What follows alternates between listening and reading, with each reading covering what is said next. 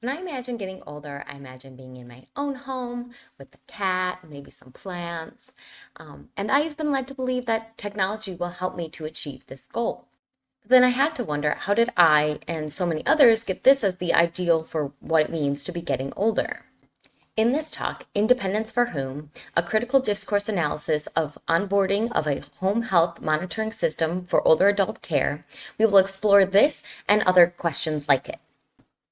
Now, when we think about technology, particularly technology for care, as Storer and Brennan have pointed out, oftentimes this has been framed and created around this sort of medical model. And then when we look at technologies specifically for older adults, this then is where we see ageism kind of come into play. And this then trickles down into how we market technologies for older adults. So a lot of the language that was used to describe the design is then used to describe the system to potential participants.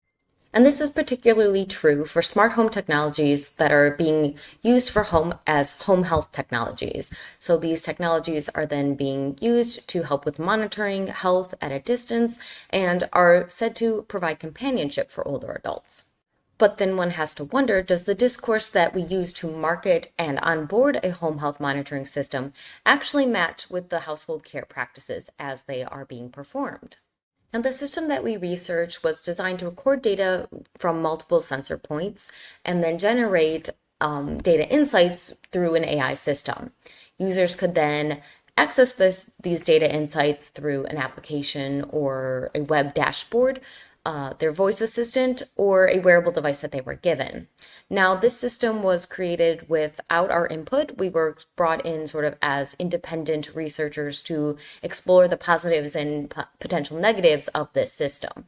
So by coming in as this sort of independent research group, we wanted to establish what was the dominant discourse that was being used to sort of create the narrative around this system, and then what was the subordinate discourse or that discourse that was being affected by that dominant discourse. So first we looked at how the research group talked about their product. So we looked at their website content, the system overview that they provided to participants, and then the how-to guide to using their voice assistants. This was then sort of added to or supplemented by observing the onboarding process done by a technician, and then if participants had any questions, looking at those other technician follow-up sessions. And this is what created sort of what we determined was the dominant discourse. So to contrast this data, we had 8 participants or 5 households, and we did 3 interviews with them each. So there was first an entry interview, which was done before they got the system, the onboarding interview, which was done after they were onboarded by a technician, and then finally we did an initial use interview, which was done after they got the system and had used it for a bit.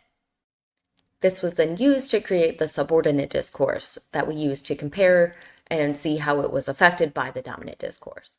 We began our work by categorizing the dominant discourse, and this was done by comparing the language that was used by the research group to other commercially available products that were marketed and advertised to older adults and the public. And these were ones that had a similar nature to the one that we were specifically looking at. This then led to 3 categories. So this was the 3 terms that were often used in marketing or advertising of these systems. So independence, safety, and peace of mind. Next, we then had to understand, well, how did the dominant discourse affect the subordinate discourse in such a short span of time? And to do this, we can look at one term. So if we look at the term independence, so in the dominant discourse, independence is thought of as this positive, negative continuum where independence is versus dependence. And there's 2 ways we can look at this. So economic cost. So the more money you have, the more independent you are. The less money you have, the more government subsidies you might need, and the more dependent you are on others. The same can be said for labor.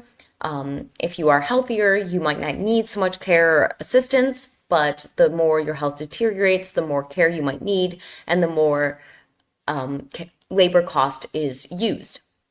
So this is then reflected in the research group's website. So to describe their system, they say it empowers older people to keep their independence at home. However, by using this sort of terminology to keep, they are sort of framing it as without this system, you will not be able to be independent. So there is sort of this necessity to technology that is then added to sort of this continuum of independence versus dependence. But then when we look at our participants, so particularly Ben and his wife/carer Beth, the way that they sort of thought of independence and their health independence was that they would take a collective approach to care management.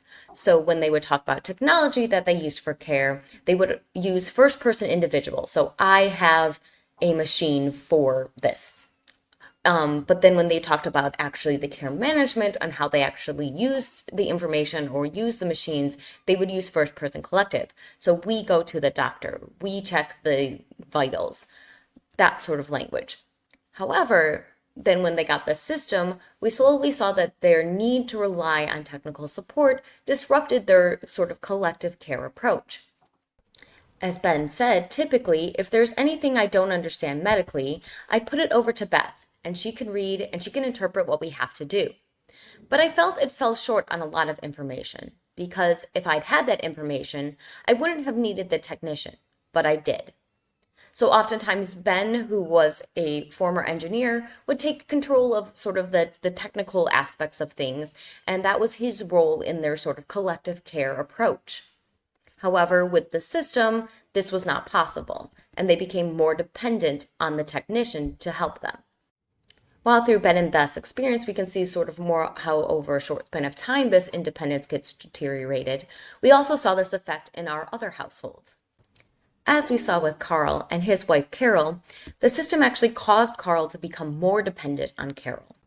As Carl said, the only way I can get my data is to wait until Carol is around so that she can have a look at the dashboard. So because Carl was unable to use technology and use an application or a smartphone, he was not able to access his data.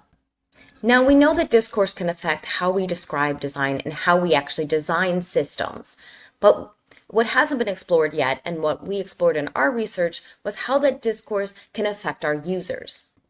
Besides creating expectations, discourse can also influence how a system is used. So for instance, the system that we researched innocently sort of suggested that door sensors could be placed on a refrigerator to help with monitoring food intake.